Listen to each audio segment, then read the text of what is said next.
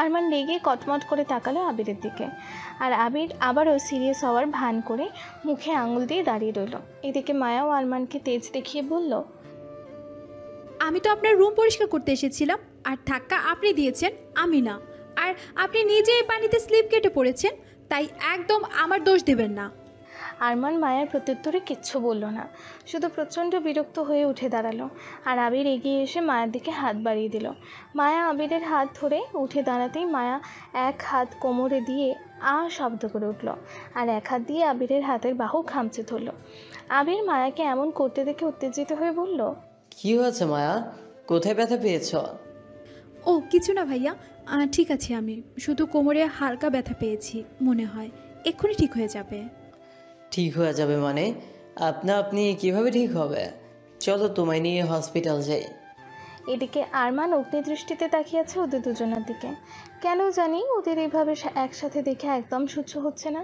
ইচ্ছে করছে দুজনকে ধাক্কা দিয়ে দুই দিকে সরিয়ে দিতে।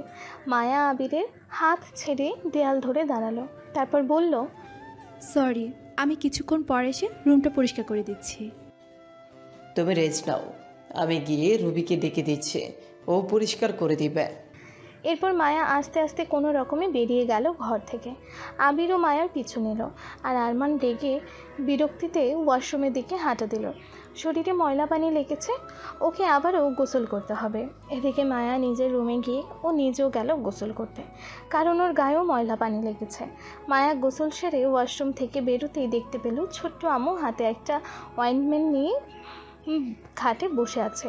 উনি দরজা খোলার আওয়াজে মায়ের দিকে তাকালো। মায়াকে ওয়াশরুম থেকে বেরোতে দেখে উনি তাড়াতাড়ি উঠে গেলেন মায়ের কাছে। তারপর মায়ের গায়ে হাত দিয়ে জিজ্ঞেস করলেন, কোথায় লেগেছে মামুনি? আবির বলল পড়ে গিয়ে ব্যথা পেয়েছো তুমি।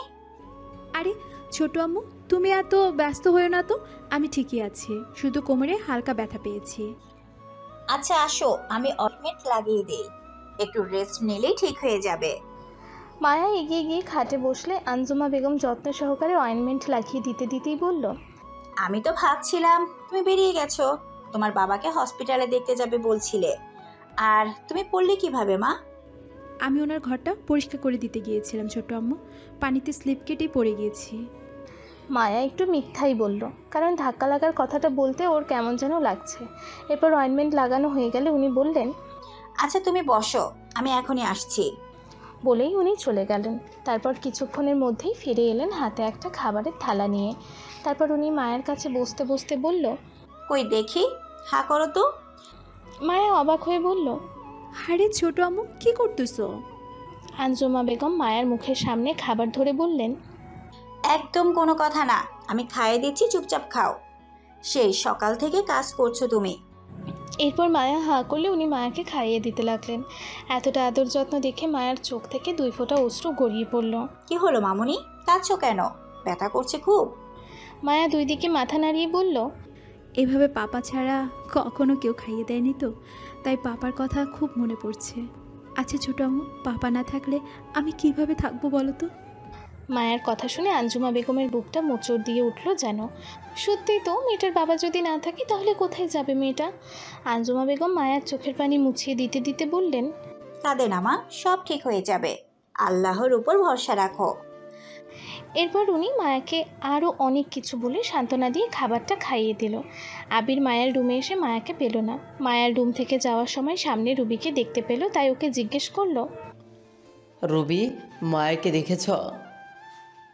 মায়া তো এইমাত্র বেরিয়ে গেল অফিসের জন্য। এই মেয়েটাও না, কোমরে ব্যথা নিয়ে কি দরকার ছিল আজ অফিস যাওয়ার? কাল জয়েন হলেই তো পারতো। আবির নিজের মনে কথাগুলো বলে ছুট লাগালো বাইরের দিকে। মায়াকে যদি পাই সেই আশায়, আর পেয়েও গেল। মায়া এখনও এই বাড়ির গেট বেরোয়নি। আবির একেবারে রেডি হয়ে নেমেছিল অফিসে যাওয়ার জন্য। ভাবলো মায়ের যদি খুব বেশি ব্যথা লাগে তাহলে মায়াকে নিয়ে আগে হসপিটালে যাবে, কিন্তু এই মেয়ে তো অফিসের উদ্দেশ্যে রওনা দিয়েছে। আবির আরও জোরে ছুটে গিয়ে মায়ার সামনে দাঁড়ালো। মায়া এইভাবে কাউকে ছুটে এসে ওর সামনে দাঁড়াতে দেখে প্রথমে ভয় পেয়ে চমকে উঠল, তারপর আবিরকে দেখে স্বস্তির শ্বাস ছাড়ল। আর আবির, সে তো হাঁটুতে হাতের ভর দিয়ে হাঁপাতে ব্যস্ত। তারপর নিজেকে সামনে নিয়ে মায়াকে উদ্দেশ্য করে বলল, কিছু বলার নেই তোমায়, চুপচাপ এখানে দাঁড়াবে, আমি গাড়ি নিয়ে আসছি। বলেই আবির এগিয়ে গেল গ্যারেজের দিকে গাড়ি আনতে, আর মায়া বাধ্য মেয়ের মতো দাঁড়িয়ে থাকলো ওই জায়গাতেই। এরপর আবির গাড়ি নিয়ে আসলে সামনের দরজা খুলে দিল। মায়াও চুপচাপ উঠে বসলো। তারপর ওরা গাড়ি নিয়ে রওনা দিল নিজেদের গন্তব্যে। আর এই পুরো দৃশ্যটা একজন তার রুমের ব্যালকনি থেকে জ্বলন্ত চোখে দেখছিল। তার হাতের মুঠো শক্ত করে ধরে আছে বারান্দার রেলিং। মায়া প্রথমেই আবিরকে সাথে নিয়ে হসপিটালে গেল ওর বাবাকে দেখা করতে। মায়ের মনটা আরও খারাপ হয়ে গেল ওর বাবাকে দেখার পর, কারণ ওর বাবার শরীরটা আরও বেশি খারাপ হয়ে যাচ্ছে দিন দিন। ডক্টরও বলেছে ওনারা সুস্থ হওয়ার কোনো চান্স নেই। তবু মায়া ওর বাবাকে হসপিটালেই রাখতে চায়, এভাবে যতদিন থাকে আর কি। মায়া ভীষণ কান্নাও করেছে আজ ওর বাবাকে দেখার পর। ও খুব ভালোভাবেই বুঝতে পারছে ওর বাবা আর বেশি দিন থাকবে না এই দুনিয়ায়। আবির মায়াকে জোর করে ডক্টর দেখিয়ে কোমরে ব্যথা লাগার জন্য ওষুধ নিয়েছে। তারপর মায়া ওর বাবার সাথে কিছুটা সময় কাটিয়ে ওরা রওনা দিয়েছে অফিসের উদ্দেশ্যে। কিছুক্ষণের মধ্যেই ওরা অফিসে পৌঁছে যায়। অফিস টাইম 10:30 আর এখন বাজে 10:40। ওরা অফিসে ঢুকে প্রথমে লিফটে উঠে সব থেকে ওপরের ফ্লোরে যায়। ওখানেই আছে আরমান আর আবিরের কেবিন। লিফট থেকে বেরিয়েই কিছুটা গিয়ে দেখা যায় ওখানে অনেকে নিজের ডেস্কে বসে যে যার কাজ করছে। আবিরকে দেখে সবাই উঠে দাঁড়িয়ে গুড মর্নিং জানালো। আবিরও কোনো দিকে না তাকিয়ে সকলের উদ্দেশ্যে যেতে যেতেই বলল, গুড মর্নিং এভরিওয়ান। আবিরের সাথে মায়াকে দেখে সবাই অবাক হলো। কালকে যখন সবাই আবির আর মায়াকে একসাথে যেতে দেখেছিল তখনও অবাক হয়েছিল, কারণ এই প্রথম আবিরকে কোনো মেয়ের সাথে দেখলো। তাছাড়া আবিরকে কোনো দিনও কোনো মেয়ের সাথে দেখেনি, আর না তো আবির কাজ ছাড়া এই অফিসের কোনো মেয়ের সাথে কোনো দিনও দুটো ভালো করে কথা বলেছে। কোনো মেয়ের দিকে ভালো করে তাকায় না পর্যন্ত। তাই মায়াকে ওর সাথে দেখে সবাই অবাক হয়েছে। আর আবির এমনিতে ওদের সবার সাথে বন্ধুসুলভ আচরণই করে। যদি কেউ কোনো ভুল করে তবেই আবির তার সাথে রুক্ষ ব্যবহার করে, তাছাড়া না। আর আবিরের সাথে মায়াকে দেখে ওদের দুজনকে নিয়ে অফিসে গসিপও শুরু হয়ে গেছে। কেউ কেউ তো বলছে ওই মেয়েটা হয়তো ওদের আবির স্যারের গার্লফ্রেন্ড, আর ওনার এই গার্লফ্রেন্ডের জন্যই হয়তো ওদের আবির স্যার অন্য কোনো মেয়ের দিকে ভালোভাবে তাকায় না। আবির গিয়ে আরমানের কেবিনে নক করলে আরমান ভেতরে যাওয়ার অনুমতি দেয়। আরমান ওদের দুজনকে আগেই দেখেছে আসতে, কারণ আরমানের কেবিনের সামনেটা কাঁচের তৈরি। আর তাই পুরো ফ্লোরটা ও নিজের চেয়ারে বসেই দেখতে পায় ভেতর থেকে বাইরে কি কখন কি চলছে। আর এই কারণেই ওই ফ্লোরে কেউ কাজে ফাঁকি দিতে পারে না, কারণ ওরা সবাই খুব ভালো করেই জানে যে ওদের বসের নজর সবসময় ওদের ওপরেই আছে। আরমান কাজের ব্যাপারে ভীষণ স্ট্রিক্ট। কাজে ফাঁকি দেওয়া আরমান একদম পছন্দ করে না। ওর ভয়ে পুরো অফিস তটস্থ থাকে, কারণ আরমান সব সময় গম্ভীর ও রাগী গলায় কথা বলে, যেন মেজাজ সবসময় মাথার ওপরেই আছে। তবু এই গম্ভীর কাঠখোট্টা মানুষটার জন্য এই অফিসের অনেক মেয়ে পাগল।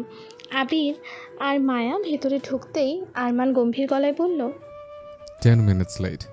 আবির ডোন্ট কেয়ার ভাব নিয়ে বলল, আসার সময় হসপিটাল গিয়েছিলাম মায়ের বাবাকে দেখতে, তাই লেট হয়ে গেছে। বলতে বলতে আরমানের সামনে থাকা চেয়ারে গিয়ে বসলো আবির। মায়া তখনও দাঁড়িয়ে আছে। আরমান আর চোখে একবার তাকালো মায়ার দিকে। মায়ার চোখ মুখ এখনও ফুলে আছে কান্না করার ফলে, চোখ দুটো এখনও লাল হয়ে আছে। আরমান মায়ার এই অবস্থা দেখে কিছু জিজ্ঞাসা করবে ভেবেও কি জিজ্ঞাসা করবে সেটাই বুঝতে পারলো না, তাই আবিরকে জিজ্ঞাসা করলো, কেমন আছে আঙ্কেল এখন? আবির একটা দীর্ঘশ্বাস ছেড়ে বলল, কোনো ইমপ্রুভমেন্ট নেই, অবস্থা আরও খারাপের দিকে যাচ্ছে। আবিরের এই কথায় আরমান বুঝলো মায়ার মুখে এই অবস্থার কারণ। ও নিজেও একটা দীর্ঘশ্বাস ছেড়ে মায়ার উদ্দেশ্যে বলল, দাও তোমার ডকুমেন্টসগুলো। মায়া ওর ব্যাগে থেকে সমস্ত ডকুমেন্টস বের করে আরমানকে দিল। আরমান সমস্ত ডকুমেন্টস কোর্সের সার্টিফিকেট দেখলো, সব কিছুই ঠিকই আছে। আগে কোম্পানিতেও মায়ার কাজের রিভিউ ভালো। মায়া নিজের কিছু কটা ডিজাইনও সাথে করে নিয়ে এসেছিল, সেগুলোও দেখালো। সব কিছুই ঠিক আছে, একদম প্রফেশনাল ডিজাইনারদের মতো। কিন্তু মায়াকে দেখলে বোঝাই যাবে না যে ও এত ভালো একজন ডিজাইনার। আরমান মায়াকে পেপার পড়ে নিয়ে সাইন করতে বলল এবং অফিসের সব কিছু রুলসগুলোও পড়ে নিতে বলল। মায়া দেখলো কাগজে লেখা আছে ও কাজে জয়েন করলে 1 বছরের আগে এই কাজ ছাড়তে পারবে না, এটাই এখানকার নিয়ম। সব কিছু পড়ে মায়া আবিরের দিকে তাকালে আবির বুঝলো মায়ার মনের কথা। আবির বলল, এইগুলোই এখানকার নিয়ম। তুমি জয়েন করলে 1 বছরের আগে এই জব ছাড়তে পারবে না। আর আপাতত তোমাকে মাসিক 60,000 টাকা করে বেতন দেওয়া হবে, পরে বাড়তে পারে। আর যেহেতু মিস্টার ড্যানিয়েল শুধুমাত্র তোমার বানানো ডিজাইন চাই, তাই তোমাকে এই প্রজেক্টের জন্য হেড ডিজাইনার বানানো হবে। মায়া আবিরের বলা বেতনের পরিমাণ আর ওকে হেড ডিজাইনার বানানো হবে শুনে ভীষণ অবাক হলো। ও এতটাও আশা করেনি। ও কি সত্যি পারবে এত বড় কাজের দায়িত্ব নিতে? এই নিয়ে চিন্তিত হলো মায়া। তখন পেপারটা ও হাতে ধরে আছে, সাইন করেনি। আরমান মায়ার অবাক ও চিন্তিত মুখ দেখে বলল, কি হলো মিস মায়া, ভয় লাগছে? পারবে তো এত বড় কাজের দায়িত্ব নিতে? এখন কিন্তু কিছু করণও নেই, মিস্টার ড্যানিয়েল কিন্তু বলেই দিয়েছে। মায়া এই কথার প্রত্যুত্তরে কিচ্ছু বলল না। পেপারটা টেবিলে রেখে সাইন করে বুঝিয়ে দিল ও এই দায়িত্ব নিতে রাজি। পেপারে সাইন করা হয়ে গেলে মায়া পেপারটা আরমানের দিকে এগিয়ে দিল। ওয়েলকাম টু মিস মায়া তালুকদার, আজ থেকে তুমি আমাদের কোম্পানির একজন মেম্বার হলে। ঠিক তখনই আরমানের কেবিনে নক হওয়ার আওয়াজ হলো। আরমান ভেতরে আসার অনুমতি দিলে একজন ছিমছাম গড়নের 24-25 বছর বয়সী ছেলে রুমে প্রবেশ করলো। আবির তাকে দেখে বলে উঠল, ও মিরাজ, তুমি এসেছো? আসো আসো, তোমার অপেক্ষাতেই ছিলাম আমি। তারপর আবির আরমানকে উদ্দেশ্য করে বলল, এই হচ্ছে তোর নতুন পিএ মিরাজ। অনেকের ইন্টারভিউ নিয়েছিলাম আমি, তার মধ্যে একেই আমার যোগ্য মনে হয়েছে। অনেক করেছি তোর অ্যাসিস্ট্যান্টের কাজ, এবার থেকে ও করবে। এতে আমার কাজ কিছুটা কমবে, দুই দিকে সামলাতে পারছি না আমি। আরমানের আগে একজন মেয়ে অ্যাসিস্ট্যান্ট ছিল, কিন্তু সে ছিল খুব গায়ে পড়া স্বভাবের, তাই তাকে বাদ দিয়ে দিয়েছে আরমান। আর সেই জায়গায় কিছুদিনের জন্য আবির ছিল ওর অ্যাসিস্ট্যান্ট হিসেবে। মিরাজ বলে ছেলেটার কাজে থেকে জয়েনিং লেটার নিয়ে একই প্রক্রিয়ায় সাইন করিয়ে নিল। আরমানও কিছু প্রশ্ন করলো ছেলেটাকে, ছেলেটি সব উত্তর ঠিকঠাক দেওয়ায় আরমানের ভীষণ পছন্দ হলো। আবির জানালো ও আজকের মধ্যে মিরাজকে সব কাজ বুঝিয়ে দেবে। এরই মধ্যে 11টা বেজে গেছে। এই নতুন প্রজেক্ট নিয়ে একটা মিটিং অ্যারেঞ্জ করা হয়েছে। একজন এসে জানালো সকল ডিজাইনার মিটিং রুমে উপস্থিত রয়েছে, তাই ওরা 4 জন বেরিয়ে গেল মিটিং রুমের উদ্দেশ্যে। মিটিং রুমে প্রথমেই আরমান প্রবেশ করলো, পেছনে পেছনে আবির, মিরাজ আর মায়াও গেল। আরমান নিজের অ্যাটিটিউড বজায় রেখে নিজের চেয়ারে গিয়ে বসলো। আরমানকে দেখে সবাই উঠে দাঁড়ালে আরমান সবাইকে হাতের ইশারায় বসতে বলল। আবির, মায়া, মিরাজ আরমানের পাশে গিয়ে দাঁড়ালো। এই রুমে কিছু ছেলে এবং মেয়ে, আবার মধ্যবয়সী কজনও আছে। মেয়েগুলোর পরনে আছে আধুনিক পোশাক, তার উপর আবার মেকআপ করা। আর মায়ার পরনে আছে সিম্পল কুর্তি, মাথায় ওড়না, আর মুখে কোনো মেকআপ নেই। ওর কানে আছে হালকা দুল, চোখে একটু কাজল আর ঠোঁটে হালকা লিপ গ্লস। এতেই যেন ওকে সব মেয়েদের থেকে বেশি সুন্দর লাগছে। মায়া এইসব আধুনিক পোশাক পরা মেয়েদের দেখেও ঘাবড়ালো না। ওর এইসবের অভ্যাস আছে। আগের কোম্পানিতেও ও হেড ডিজাইনার হিসেবেই কাজ করতো, তাই ও একদম একজন প্রফেশনাল ডিজাইনারের মতোই ভাব নিয়ে দাঁড়িয়ে রইল। আর এদিকে সকলে তো মায়ার ব্যাপারে জানার জন্য উতলা হয়ে উঠেছে, কিন্তু মুখে কেউ কিছু বলতে পারছে না, কারণ এখানে আরমান আছে। সবাই মায়ার ব্যাপারে জানার জন্য উসখুস করছে। এখানে আবারও আগের হেড ডিজাইনার দিশাও আছে। ও তো মায়াকে দেখে রাগে ভিতরেই ফুঁসছে, কিন্তু মুখে কিছু বলতে পারছে না। আবির সবার মনোযোগ আকর্ষণ করে বলল, হেই গাইজ, ও হচ্ছে মিরাজ, আজ থেকে স্যারের পিএ। তারপর মিরাজকে উদ্দেশ্য করে বলল, আর মিরাজ, এনারা হচ্ছে আমাদের ডিজাইনার, ওনারাই আমাদের কোম্পানির সমস্ত ড্রেস ডিজাইন করে। সকলে মিরাজকে হাই হ্যালো জানালো। তারপর আবির মায়ার পরিচয় দিয়ে বলল, আর ওর নাম মায়া, আজ থেকে আপনাদের হেড ডিজাইনার হয়ে কাজ করবে। তৎক্ষণাৎ একজন ছেলে উঠে দাঁড়িয়ে বলল, স্যার, কিন্তু আমাদের হেড ডিজাইনার তো দিশা ম্যাম। আমি এখনো পুরো কথা শেষ করিনি, আমাকে আগে পুরোটা বলতে দিন। এটি শুনে ছেলেটি নিজের জায়গায় বসে পড়ল। আবির আবারও বলতে শুরু করলো, আপনারা সবাই জানেন কাল একজন বিদেশি ক্লায়েন্টের মিস্টার ড্যানিয়েলের সাথে মিটিং ছিল, আর মিস দিশার বানানো কোনো ডিজাইনই ওনার পছন্দ হয়নি। ওনার মনে হয়েছে এই ডিজাইন এখন অনেক চলতে। উনি কিছু আনকমন ডিজাইন চেয়েছিলেন, আর সেই আনকমন ডিজাইন মিস মায়া দিতে পেরেছে। ওনার মিস মায়ার বানানো ডিজাইন ভীষণ পছন্দ হয়েছে, আর উনি এটাও বলেছেন যে উনি একমাত্র মায়ার ডিজাইনই নেবেন, অন্য কারো না। তাই আপনাদের সকলকে এই প্রজেক্টের জন্য মিস মায়ার আন্ডারে কাজ করতে হবে। মিস মায়া যেমন ডিরেকশন দিবেন, আপনাদের সেই অনুযায়ী কাজ করতে হবে। এতে কারো কিছু বলার আছে? সকলে একে অপরের দিকে তাকিয়ে মাথা নাড়ালো, তার মানে এতে কারো কোনো আপত্তি নেই। ঠিক তখনই মিস দিশা উঠে দাঁড়িয়ে বলতে লাগলো, আমার সকলকে কিছু বলার আছে। এই মিস মায়া হচ্ছে আমাদের স্যারের। আর বলতে পারলো না দিশা, ওকে মাঝপথে থামিয়ে দিয়ে আবির রেগে বলল, মিস দিশা, এইখানেই থামুন, এইখানে কাজের কথা চলছে, তাই এমন কিছু বলবেন না যাতে আপনাকে আপনার কাজটা হারাতে হয়। তাই ভালো হবে নিজের মুখটা বন্ধ রাখুন। আরমান আবিরকে রেগে যেতে দেখে ওর দিকে তাকালো। আরমান, মায়া এবং আবির ভালোই বুঝতে পারছে দিশা কি বলতে চাইছিল। কালকে আরমান মিস্টার ড্যানিয়েলকে প্রথমে মায়ার পরিচয় হিসেবে জানিয়েছিল মায়া ওর সার্ভেন্ট, আর দিশাও সেটা শুনেছিল। আর এমনিতেও দিশা মায়ার উপরে রেগে আছে, রেগে থাকারই তো কথা। মায়া যেহেতু ওর জায়গাটা নিয়ে নিয়েছে তাই ও মায়ার প্রতি হিংসায় জ্বলছে, কিন্তু ও বুঝতে পারছে না যে মায়া ও ওর যোগ্যতায় ওর জায়গাটা পেয়েছে, আর দিশা নিজের কাজের জন্য নিজের জায়গাটা হারিয়েছে। দিশার রাগে অপমানে নিজের কথা শেষ না করে বসে পড়ল। আবির দিশাকে উদ্দেশ্য করে আবারও বলে উঠল, মিস দিশা, আপনাকেও মিস মায়ের আন্ডারেই কাজ করতে হবে। মিস মায়ের সাথে আপনাকে কোঅপারেট করে চলতে হবে। এটা একটা অনেক বড় একটা ডিল, তাই আমরা চাই না এই প্রজেক্টটাতে কোনো রকম ভুল বা ত্রুটি থাকুক। আশা করি কথাগুলো সবার মাথায় ঢুকেছে। সকলে মাথা নাড়িয়ে সায় জানালো। আবার কেউ ইয়েস স্যার বলে উঠল। মিস দিশা মায়ের প্রতি ক্ষোভ নিয়ে মনে মনে বলল, কখনো না।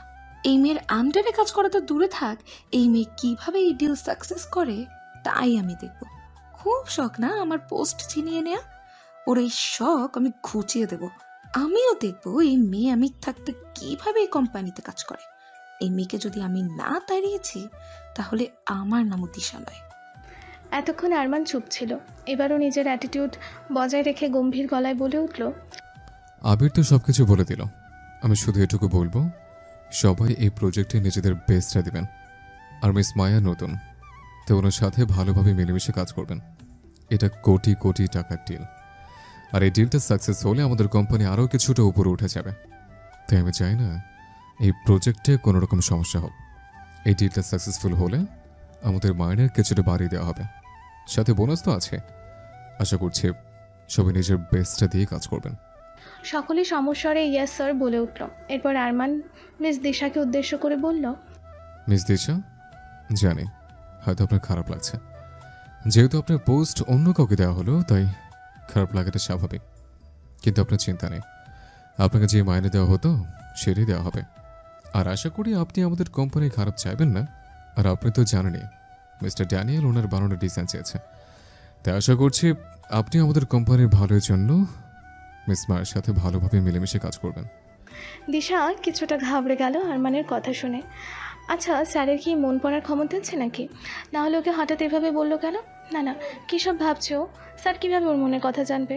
ওর মাথাটাই গেছে মনে হচ্ছে। মনে মনে এগুলো ভেবে নিজেকে স্বাভাবিক করে বলে উঠল দিশা।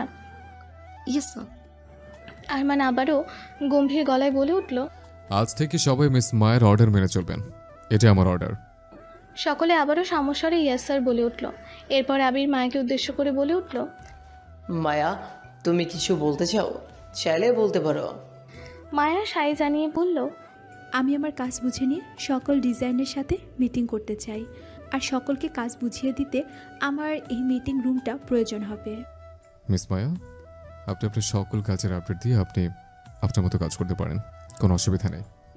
ঠিক আছে স্যার, আমি আজকের দিনটা সময় চাই। আমি আমার কাজ আজকেই শুরু করব, আর কালকে সকলের সাথে মিটিং সেরে কালকেই সকলের কাজ বুঝিয়ে দেব। ঠিক আছে, সবাই শুনে নিয়েছেন তো। অফিস টাইম সকাল 10:30টায়, তো সবাই ঠিক 11টার সময় মিটিং রুমে উপস্থিত থাকবেন। কাল মিস মায়া আপনাদের সকলকে আপনাদের কাজ বুঝিয়ে দিবে। আজকের মিটিং এইখানেই শেষ হলো, আপনারা সবাই যে যার কাজে যেতে পারেন। আবিরের কথা শেষ হতেই সবাই একে একে বেরিয়ে গেল মিটিং রুম থেকে। মিস দিশা বেরোনোর সময় মায়ের দিকে ঘুরে একবার জ্বলন্ত চোখে তাকালো। তা কারো চোখে না পড়লেও আরমানের চোখে ঠিকই পড়ল। সবাই বেরিয়ে যেতেই মিটিং রুমে এখনও রয়ে গেল আবির, আরমান, মিরাজ আর মায়া। আবির, মায়ের জন্য আমার কেবিনের সামনেই যে কেবিনটা আছে ওটা রেডি করতে বল, আর মিরাজকে আজকের মধ্যে সব কাজ বুঝিয়ে দে। আর মায়া, তুমি তোমার কাজের প্রতিটা আপডেট আমাকে দেবে। ঠিক আছে স্যার। আরমানুর কথা শেষ করে উঠে চলে গেল। আবির মায়া আর মিরাজের উদ্দেশ্যে বলল, চলো আপাতত মায়ের কেবিন রেডি করতে বলে তোমাদের পুরো অফিস ঘুরিয়ে দেখাই। ওরা সায় জানিয়ে আবিরের সাথে বেরিয়ে গেল। আবির প্রথমে আরমানের কেবিনের সামনে ছোট কেবিনটা খুলে দিল মায়ার জন্য। তারপর ওদের অফিস যারা পরিষ্কার করে তাদের একজনকে বলল পরিষ্কার করে দিতে। এরপর ওদেরকে নিয়ে পুরো অফিস ঘুরতে শুরু করলো। আবির কিছুটা অবাক হলো আরমান মায়াকে তার সামনের কেবিনটা দেওয়ায়। মিস দিশাও হেড ডিজাইনার হলেও ওকে সকল ডিজাইনারের সাথে বসে কাজ করতে হয়েছে। মিস দিশাকে কোনো পার্সোনাল কেবিন দেওয়া হয়নি, কিন্তু আরমান মায়াকে পার্সোনাল কেবিন দিল। আর সবথেকে বড় কথা হলো আরমান আর মায়ের কেবিনের মাঝে দেয়ালটাও কাঁচের তৈরি, যার কারণে আরমান চাইলে নিজের কেবিনে বসে মায়ের কেবিনের পুরো দৃশ্য দেখতে পাবে, কিন্তু মায়ের কেবিন থেকে আরমানের কেবিনের দৃশ্য দেখা যাবে না। আর এই বিষয়টা এই অফিসের কেউ জানে না, কারণ আরমানের কেবিনে ওই কাঁচের দেয়ালটা সবসময় পর্দা দিয়ে ঢাকা থাকে। আর এটাই আবিরের মাথায় ঢুকছে না যে মায়াকে ওই কেবিনটা কেন দিল। আরমান ওই কেবিনটা এমনি স্পেশালভাবে বানিয়েছিল, আজ পর্যন্ত ওই কেবিনটা কাউকে দেয়নি আরমান, তাই বিষয়টা আবিরকে ভীষণ ভাবাচ্ছে। পুরো অফিস ওদেরকে দেখাতে দেখাতে লাঞ্চের সময় হয়ে গেল, তাই আবির ওদের নিয়ে ক্যান্টিনে গেল। তারপর যে যার মতো লাঞ্চ অর্ডার দিয়ে খেতে শুরু করলো। খাওয়ার মাঝে আবিরের ফোন বেজে উঠলো। ফোনের দিকে তাকাতেই দেখলো স্ক্রিনে আরমানের নাম ভেসে উঠেছে। আরমান কল করছে দেখে আবির জিভ কাটলো। আরমান নিশ্চয়ই ওকে খেতে ডাকার জন্য কল করেছে, কারণ ওরা অফিসে প্রতিদিন দুজন আরমানের কেবিনে বসে লাঞ্চ করে। আজ মায়াদের সাথে থাকায় ওর মাথা থেকে একদম আরমানের কথা বেরিয়ে গেছিল। মায়া আবিরকে জিভ কাটতে দেখে জিজ্ঞেস করলো, কি হলো ভাইয়া, কোনো সমস্যা? কে কল দিয়েছে? আবির কল রিসিভ করতে আরমান গম্ভীর গলায় বলল, আমাকে ছাড়া লাঞ্চ শুরু করে দিলে? ওরা ক্যান্টিনে কোনার দিকে বসেছিল। আবির উপরের দিকে একটা নির্দিষ্ট জায়গায় তাকিয়ে বোকা বোকা হেসে বলল। আবির ওইদিকে এমনভাবে তাকিয়ে বলল যেন আরমান ওইখান দিয়ে ওকে দেখতে পাচ্ছে।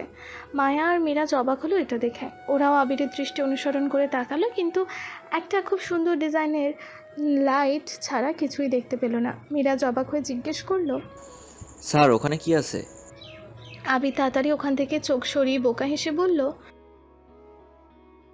আপনি এমনভাবে ওইদিকে তাকিয়ে কথা বলছেন যেন মনে হচ্ছে ওইখানে স্যার আছে। ও কিছু না, আমি এমনি ওইদিকে তাকিয়ে বললাম। আরমান গম্ভীর গলায় বলল, আমার লাঞ্চ এখনো আসেনি, তাড়াতাড়ি পাঠানোর ব্যবস্থা কর। এরপর আবির কলে থাকা আরমানকে বলল, সরি স্যার, আমি আপনার লাঞ্চ এখনই পাঠানোর ব্যবস্থা করছি। এদিকে আরমান নিজের কেবিনে বসে ওর ল্যাপটপ দিয়ে ক্যান্টিনের ফুটেজ দেখছিল জ্বলন্ত চোখে। এই অফিসের প্রতিটি কোনায় হিডেন ক্যামেরা আছে, যা কেউ জানে না। জ্বলন্ত চোখে দেখার কারণ মায়া আর মিরাজ এমনভাবে গল্প করছে যেন ওরা কতদিনের চেনা। মায়াকে ওর ভীষণ গায়ে পড়া স্বভাবের মনে হচ্ছে, তা না হলে সব ছেলেদের সাথে এমন হেসে হেসে কথা বলতে হবে কেন? আবির কি কম ছিল যে এখন এই মিরাজ এসে হাজির হলো? এদিকে আবির কল কেটে একজন ওয়েটারকে ডেকে বলল আরমানের লাঞ্চটা ওর রুমে পাঠানোর ব্যবস্থা করতে। অনেক দেরি হয়ে গেছে, এখনও আরমানের লাঞ্চ দেওয়া হয়নি। এরপর ওরা তিনজন আবারও গল্প করতে করতে খাওয়া শুরু করলো। কিছুক্ষণ পর ওই ওয়েটার এসে জানালো আরমানের লাঞ্চ আজকে বাড়ি থেকে আসেনি। আবির কিছুটা অবাক হলো এটা শুনে। ও তাড়াতাড়ি কল লাগালো রুবিকে এই বিষয়ে জিজ্ঞাসা করলো। ও বললো আরমান স্যার ওকে তো 1 মাস কাজ থেকে ছুটি দিয়েছিল, তাই ও ছুটিতে বাড়ি গেছে স্যারের অনুমতি নিয়ে। আর ওর জায়গায় তো মায়া কাজ করছিল, তাই এই দায়িত্বটা তো মায়ারই ছিল। আবির কাকে কি বলবে বুঝতে পারলো না। মায়ের দিকে ফ্যালফ্যাল চোখে তাকালো। মায়া সেটা দেখে বলল, কি হয়েছে ভাইয়া, খাবার আসেনি কেন বাড়ি থেকে? আর রুবি নেই, ওর গ্রামের বাড়ি গিয়েছে, আর এই দায়িত্ব নাকি তোমার ছিল? মায়া অবাক হয়ে বলল, কিন্তু আমি তো এই বিষয়ে কিছু জানতাম না ভাইয়া, শুধু আমাকে কালকে বলেছিল রান্না করে অফিসে আনতে, আর আজ তো আমি অফিসে আছি। আবির কি বলবে বুঝতেই পারলো না। এতে মায়েরও কোনো দোষ নেই, মায়াও এত কিছু জানে না। আবির আরমানকে যে প্রতিদিন খাবার দেয় তাকে ক্যান্টিন থেকে খাবার নিয়ে দিতে বলল। এরপর মায়াকে ওর কেবিন দেখিয়ে দিয়ে ওকে ওর কাজ শুরু করতে বলল। তারপর ও মিরাজকেও একটা ডেস্ক দেখিয়ে দিয়ে ওকে ওর কাজ করতে বলল। তারপর ও গেল আরমানের কেবিনে। তখন খাবার নিয়ে আসা ব্যক্তি খাবার সার্ভ করছে। খাবার সার্ভ করা হয়ে গেলে সে চলে গেল। আর আরমান আবিরকে ঢুকতে দেখে ওর দিকে তাকিয়ে কোনো রকম এক্সপ্রেশন দিল না, চুপচাপ গিয়ে সোফায় বসলো। তারপর কোনো রকম এক্সপ্রেশন ছাড়াই আবিরকে বলল, আজকে বাড়ি থেকে খাবার আসেনি তাই তো? আবির মুখে কিছু না বলে শুধু উপর নিচ মাথা নাড়ালো। আরমান আর কোনো দিকে না তাকিয়ে নিজের খাওয়ায় মন দিল। আবির কি করবে বুঝতে না পেরে বেরিয়ে গেল। রাত 8টা, সন্ধ্যা 6টার সময় অফিস ছুটি।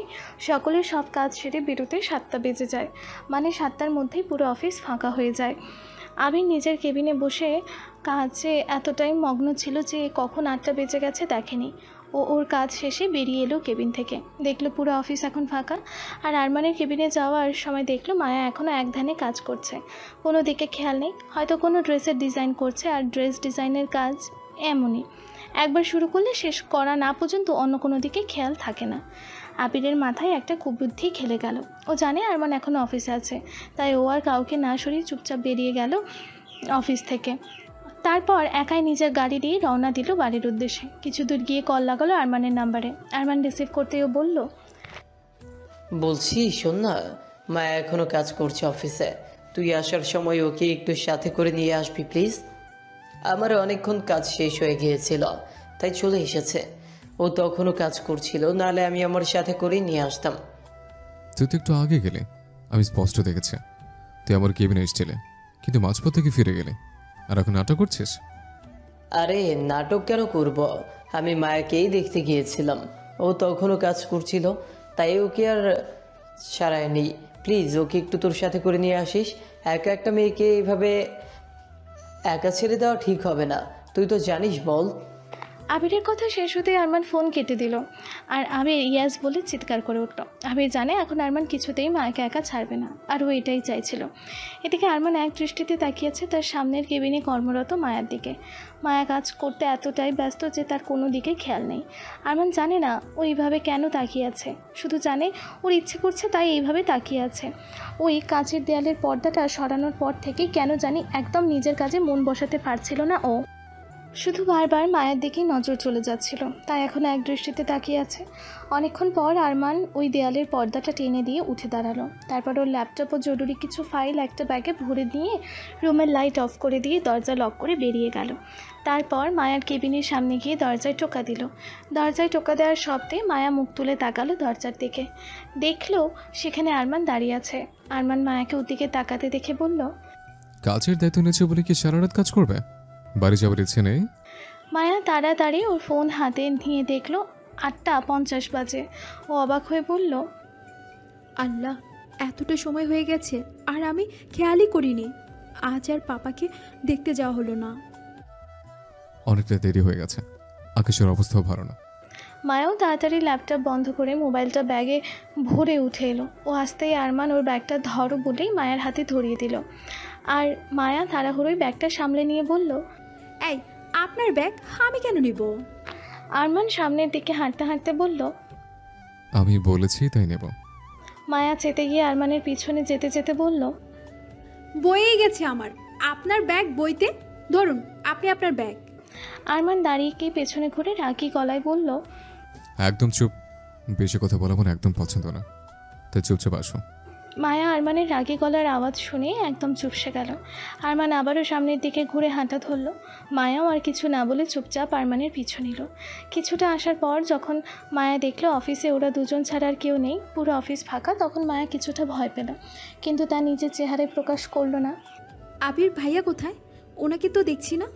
আরমান লিফটে প্রবেশ করতে করতে বলল, আবির অনেকক্ষণ হলো চলে গেছে। মায়া অবাক গলায় বলল, আমাকে না নিয়ে চলে গেল? মায়া তখনও লিফটের বাইরে দাঁড়িয়ে, আর আরমান লিফটের দরজা বন্ধ হতে যাচ্ছিল, কিন্তু আরমান হাত দিয়ে থামিয়ে দিয়ে বলল, হ্যাঁ, তোমার আবির ভাইয়া তোমাকে না নিয়ে চলে গেছে। এখন তোমার কি এখানে থাকার ইচ্ছে আছে? মায়া তাড়াহুড়ো করে লিফটে ঢুকতে ঢুকতে বলল, না, এই তো আসছি। বলেই লিফটে উঠে গেল। তারপর নিচে এসে আরমান একজন সিকিউরিটিকে বলল পুরো অফিসের লাইটটা অফ করে সব কিছু ঠিক আছে কিনা দেখে নিয়ে তালা দিয়ে দিতে। এই অফিসে অনেক গার্ড আছে গার্ড দেওয়ার জন্য, তাদের মধ্যে বিশ্বস্ত একজনের কাছে এই অফিসের চাবি থাকে। দুজন আরমানের কথা মতো গেল সব কিছু ঠিকঠাক আছে কিনা দেখতে। এটা ওদের রোজকার কাজ। আরমান মায়াকে দাঁড়াতে বলে গাড়ি আনতে গেল। আরমান গাড়ি নিয়ে এসে মায়াকে উঠতে বললে মায়া বলল, আমি আপনার সাথে যেতে পারবো না। আরমান রেগে বলল, আমার সাথে একদম নাটক করবে না, অনেকটা দেরি হয়ে গেছে, আকাশের অবস্থাও ভালো না। মায়া আকাশের দিকে তাকিয়ে দেখলো মেঘ গুড়গুড় করছে, যে কোনো সময় বৃষ্টি নামতে পারে। আর আরমানের অফিস থেকে মেইন রোড যেতে অনেকটা, এখানে কোনো ক্যাবই পাবে না। তাছাড়া ক্যাবের ড্রাইভারের থেকে আরমানই বেশি বিশ্বস্ত। মায়া এসব ভাবতে ভাবতে আবারও আরমানের ধমকানো আওয়াজ শুনতে পেল। এই মেয়ে, তোমার কানে কথা ঢোকে না? এসো বলছে। মায়া আরমানের ধমকে চমকে উঠে তাড়াতাড়ি গাড়িতে উঠে বসলো। মায়া উঠে বসতেই আরমান গাড়ি স্টার্ট দিল। এরপর ওরা রওনা দিল বাড়ির উদ্দেশ্যে। কিছু দূর যেতে না যেতেই বৃষ্টি শুরু হলো, সাথে ঝোড়ো হাওয়া। আস্তে আস্তে বৃষ্টির বেগ বাড়তে লাগলো, সাথে প্রচণ্ড জোরে বজ্রপাত। ওরা অর্ধেক রাস্তা চলে এসেছে, আর অর্ধেকটা গেলেই বাড়ি পৌঁছে যাবে। ঠিক তখনই ওদের গাড়িটা জোরে আওয়াজ তুলে বন্ধ হয়ে গেল। আর এদিকে মায়া ভয়ে সিটিয়ে গেছে। রাস্তার ধারের গাছগুলো এত দুলছে যেন মনে হচ্ছে ভেঙে ওদের গাড়ির ওপর পড়বে। এদিকে আরমান অনেক চেষ্টা করার পরও গাড়ি স্টার্ট দিল না। তখনই কিছুটা দূরে জোরে বজ্রপাত হলো, আর ওদের সামনেই একটা গাছ মরমর করে আওয়াজ তুলে ভেঙে পড়ল। মায়া ভয়ে চিৎকার করে উঠল। অতিরিক্ত ভয় পেয়ে মায়া কাঁদতে শুরু করলো। এমন পরিস্থিতিতে কখনো পড়েনি, আর এমনিতেও বজ্রপাতে ভীষণ ভয় পায় মায়া। আগে যখন বজ্রপাত হতো তখন মায়া ওর পাপার একদম বুকের কাছে বসে থাকতো। ছোট থেকে বজ্রপাতে ভীষণ ভয় পায় মায়া। এখন তো আবার ওরা মাঝ রাস্তায় আছে, চারিদিকে বিদ্যুৎ চমকাচ্ছে, আশেপাশে গাছ ভেঙে পড়েছে। এত কিছু দেখে ভয়ে মায়ার প্যানিক অ্যাটাক শুরু হলো। কেমন থরথর করে কাঁপতে লাগলো, মুখ দিয়েও আর কোনো আওয়াজ বের হচ্ছে না। এদিকে আরমানও মায়ার এমন অবস্থা দেখে ভয় পেয়ে গেল। মায়া সামনের সিটে আরমানের পাশেই বসেছিল। আরমান তাড়াতাড়ি মায়ার কাছে গিয়ে ওকে জড়িয়ে ধরে নিজের বুকে টেনে নিল। তারপর বলতে লাগলো, প্লিজ মায়া, রিল্যাক্স, ভয় পেও না, কিচ্ছু হবে না, আমি আছি তো। আরমান বলতে বলতে মায়া জ্ঞান হারালো। ও নো, জ্ঞান হারিয়ে ফেলো, ড্যাম ইট। এখন কি করি? এখনও চারিদিকে বিদ্যুৎ চমকাচ্ছে, বৃষ্টি থামার বদলে বাড়ছে। আরমান কি করবে ভেবে পাচ্ছে না। মাথার উপরে গাছগুলো মনে হচ্ছে ভেঙে পড়বে গাড়ির উপরে। না, গাড়িতে থাকাটা রিস্কি হয়ে যাবে। দূরে বিদ্যুৎ চমকানোর আলোয় একটা ছোট্ট চায়ের দোকানের মতো দেখা যাচ্ছে, কিন্তু দোকানটা ভিতর থেকে বন্ধ। আশেপাশে আর কোনো ঘরবাড়ি নেই, চারিদিকে গাছপালা। আরমান আর কিছু না ভেবে মায়াকে নিজের কোলে তুলে নিয়ে অনেক কষ্টে গাড়ি থেকে বেরিয়ে এলো। তারপর হাঁটা ধরলো ওই চায়ের দোকানের মতো ছোট্ট ঘরটির দিকে। মায়ের মাথাটা ভালো করে বুকে চেপে ধরলো। ঝড়ের এতটাই বেগ যে হাঁটতেও কষ্ট হচ্ছে আরমানের। অত স্বাস্থ্যবান মানুষটাকেও মনে হচ্ছে উড়িয়ে ফেলে দেবে। চারিদিক অন্ধকার, মাঝে মাঝে বিদ্যুৎ চমকানোর আওয়াজে চারিপাশ আলোকিত হয়ে উঠছে। আরমান মায়াকে কোলে নিয়েই অনেক কষ্ট করে এগিয়ে গেল ওই চায়ের দোকানটার দিকে। দোকানটার সামনে গিয়ে দুই হাতে মায়াকে কোলে নিয়েই পা দিয়ে আওয়াজ করলো টিনের বানানো দরজায়, আর মুখে আওয়াজ করে চেঁচিয়ে উঠল, কেউ আছেন? প্লিজ হেল্প মি, একটু দরজা খুলুন প্লিজ। চারিদিকে ঝোড়ো হাওয়া আর বজ্রপাতে আওয়াজে হয়তো ভিতরে থাকা মানুষগুলোর কানে আরমানের গলার আওয়াজ পৌঁছাচ্ছে না। আরমান পা দিয়ে জোরে জোরে শব্দ করতে লাগলো টিনের দরজায়। তখনই ভেতর থেকে আওয়াজ হলো হয়তো কেউ দরজা খুলছে। আরমান একটু সরে দাঁড়ালো। ঠিক তখনই আওয়াজ করে খুলে গেল টিনের দরজা। সামনে একজন মধ্যবয়সী হ্যাংলা পাতলা লোক দাঁড়িয়ে আছে। দরজা খোলার সাথে সাথে ভেতর থেকে কিছুটা আলো এসে বাইরেও আলোকিত করে দিল। হ্যাঁ, আরমান ঠিকই ধরেছিল, এটা একটা ছোট চায়ের দোকান। ভেতর দিয়ে হয়তো ছোট বাড়ির মতো আছে। আসলে একটা ছোট বাড়ি, তার সাথে লাগোয়া একটা ছোট দোকান। লোকটি বলল, কি হয়েছে বাবা এত রাতে? আরে তোমার কোলে দেখছি কেউ আছে। এসো এসো, আগে ভিতরে এসো, বৃষ্টিতে ভিজে যাচ্ছ যে। লোকটির ভিতরে যেতে বলায় আরমান তাড়াতাড়ি মায়াকে নিয়ে ভেতরে প্রবেশ করলো। সামনে একটা বেঞ্চে রাখা ছিল। আরমান আর কোনো কিছু না ভেবে মায়াকে ওই বেঞ্চে শুইয়ে দিল। অনেকক্ষণ থেকে কোলে নিয়ে আছে, তাই ওর পুরো হাত ব্যথা করছে। মায়া অজ্ঞান, আর আরমানের কোলে থাকায় ওর গায়ের ওড়না কিছুটা এলোমেলো হয়ে গেছে। সামনে একজন বয়স্ক লোক, তাই আরমান কিছুটা সংকোচ নিয়ে মায়ার গায়ের ওড়নাটা কিছুটা টেনে নামিয়ে দিল। তারপর লোকটার দিকে ঘুরে বলল, আসলে আমাদের গাড়িটা মাঝ রাস্তায় খারাপ হয়ে গেছে, আর বজ্রপাতের ভয়ে জ্ঞান হারিয়েছে। ও বুঝতে পেরেছি, তা ও তোমার বউ বুঝি? আরমান এই কথার প্রত্যুত্তরে কী বলবে বুঝতে পারল না। তখন একজন মধ্যবয়সী মহিলা এগিয়ে এসে তাড়াতাড়ি বলল, কি সব বলছো তুমি? ওদের দেখেই তো বোঝা যাচ্ছে যে ওরা স্বামী স্ত্রী, আর তুমি প্রশ্ন করছো? তারপর আরমানের দিকে তাকিয়ে মহিলাটি বলল, তুমি ওকে এখানে শোয়ালে কেন বাবা? ভিতরে নিয়ে আসো, ওইটুকু বেঞ্চ থেকে পড়ে যাবে মনে হচ্ছে। তুমি ওকে ভিতরে নিয়ে আসো। মহিলাটির কথায় আরমান আবারও মায়াকে কোলে তুলে নিল। তারপর মহিলাটিকে অনুসরণ করে এগিয়ে গেল ভিতরের দিকে। একটা ছোট্ট ঘরে একটা ছোট্ট কাঠের চৌকি, তাতে মহিলাটি তাড়াতাড়ি করে একটা কাঁথা বিছিয়ে দিল, সাথে একটা বালিশও দিল। এটা দেখে আরমান বলল, আন্টি তো ভিজে গেছে, কাঁথা ভিজে যাবে তো। ও কোনো ব্যাপার না বাবা, তোমরা বড় ঘরের মানুষ, শুধু চৌকিতে শোয়ালে গায়ে হাতে ব্যথা করবে। তুমি চিন্তা করো না, জামা কাপড় পাল্টানোর পর আবারও আমি কাঁথাটা পাল্টিয়ে দেব। তুমি শুয়ে দাও তোমার বউকে। আরমান কিছু না বলে মায়াকে শুইয়ে দিল। মহিলাটি বলল, ওর তো জামাগুলো পাল্টাতে হবে বাবা, না হলে ঠান্ডা লেগে যাবে। হ্যাঁ আন্টি, প্লিজ ওরে ভিজিয়ে জামাতে একটু পাল্টানোর ব্যবস্থা করুন। হ্যাঁ বাবা, আমি দেখছি। তুমি আসো, তোমারও তো জামা পাল্টাতে হবে, তুমিও ভিজে গেছো। আরমান বেরিয়ে এসে বারান্দায় দাঁড়ালো। 2 কামরার মাটির বাড়ি, ঘরগুলো ছোট ছোট। বাড়িটির পেছনের দিকে দোকানটি, আর সামনেই রোড। বাড়ি যাওয়া আসার এই রাস্তায় এই দোকানটিকে প্রতিদিন দেখে আরমান। আশেপাশে কোনো ঘর বাড়ি নেই। এরই মধ্যে দূরে জোরে কোথাও বজ্রপাত হলো, তাই কারেন্ট চলে গেল। সাথে সাথে অন্ধকার হয়ে গেল চারিপাশ। লোকটি এবং মহিলাটি তাড়াতাড়ি করে হ্যারিকেন জ্বালালো দুটো। একটা হ্যারিকেন নিয়ে মহিলাটি ছুটে গেল মায়া যে ঘরে আছে সেই ঘরে। লোকটি জানালো তাদের নাকি বস্তির ভিতরে আগে বাড়ি ছিল, আর এই দোকান অনেক আগেই করেছিল। তাদের এক মেয়ে ছিল, কঠিন রোগ হয়েছিল তার। টাকা পয়সার অভাবে ঠিকমতো চিকিৎসা করাতে পারেনি, তাই মারা গেছে। জীবন তো কারোর জন্য থেমে থাকে না, জীবনে চলতে গেলে টাকার দরকার। উনি ইনকাম করা বন্ধ করে দিলে তো আর পেট চলবে না। তাই উনি দোকানে আসলে বউ তার মেয়ের শোকে সারাদিন কান্না করতো। বউকে বাড়িতে একা রেখে এসেও দোকানে তার মন টিকত না, তাই এই কারণে এই ফাঁকা জায়গায় এই ছোট্ট বাড়িটা বানানো। মহিলাটি মায়াকে যে ঘরে রাখা হয়েছে সেই ঘর থেকে বেরিয়ে অন্য ঘরে গিয়ে একটা নতুন লুঙ্গি গেঞ্জি আর একটি শাড়ি নিয়ে এসে আরমানের হাতে ধরিয়ে দিয়ে বলল, এই নাও বাবা, ভিজে জামা কাপড়গুলো পাল্টে এগুলো পরে নাও। তুমি বলছি বলে আবার রাগ করো না, বুঝতে পারছি বড় ঘরের মানুষ তোমরা, তবুও তুমি বলছি, কারণ তোমরা আমার ছেলে মেয়ের বয়সী। আরমান তৎক্ষণাৎ বলে উঠল, আরে আন্টি, তুমিটা ঠিক আছে, ও কোনো ব্যাপার না, আমি রাগ করছি না, বরং ভালো লাগছে। মহিলাটি মুচকি হেসে বলল, তোমরা বড় ঘরের হলে কি হবে, মনটা কিন্তু অনেক ভালো। আরমান কিছুটা বোকা হেসে লুঙ্গি গেঞ্জি এবং শাড়িটা দেখিয়ে বলল, কিন্তু আন্টি, আমি তো শাড়ি পরাতে পারি না, আরে লুঙ্গিও পরতে পারি না। আরে দেখছো, আমিও না। হ্যাঁ সেটাই তো, তুমি বা কিভাবে শাড়ি পরাতে পারবে? কই আমাকে দাও, আমি পরিয়ে দিচ্ছি। আর তোমার চাচা দেখিয়ে দিবে কিভাবে লুঙ্গি পরতে হয়। আসলে তোমার চাচা লুঙ্গি ছাড়া তো আর কিছু পরে না, তাই এইসব প্যান্ট আমাদের ঘরে নেই, তাই কিছু মনে করো না বাবা। না আন্টি, আমি কিছু মনে করছি না, আপনি যান, ওর জামাটা পাল্টে দিন। মহিলাটি চলে গেল। আর এদিকে আরমান শার্ট কোট খুলে গেঞ্জি পরে নিল, লুঙ্গিটা পরতে পারলো না। লোকটি অনেক দেখিয়ে দিলেও পারলো না, শেষ পর্যন্ত ওই লোকটি পরিয়ে দিল। কিন্তু তবু আরমান ভয় পাচ্ছে, মনে হচ্ছে এই বুঝে লুঙ্গির গিট খুলে পড়ে যাবে, আর একবার যদি পড়ে যায় তাহলে ওর সাধ্য নেই যে নিজে পড়ে। তাই লোকটিকে একটি সেফটিপিন এনে দিতে বলল।